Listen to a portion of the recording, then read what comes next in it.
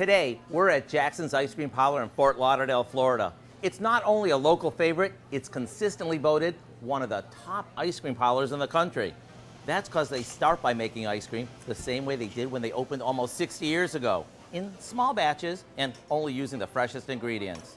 And do they ever have lots of flavors?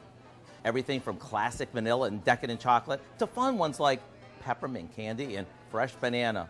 And sure, you can get just a scoop or two, but what really draws the crowds in are their huge creations. I'm talking ice cream sodas that are so tall, you need a step stool, and sundaes that are a meal in themselves. But what they're best known for is what they call the kitchen sink, since it's made in a kitchen sink and they throw in everything but the kitchen sink. When I first saw this, I knew I had a creative version that we could easily make at home, but in the form of a pie. Our version starts off with a ice cream cone crust that's piled high with ice cream.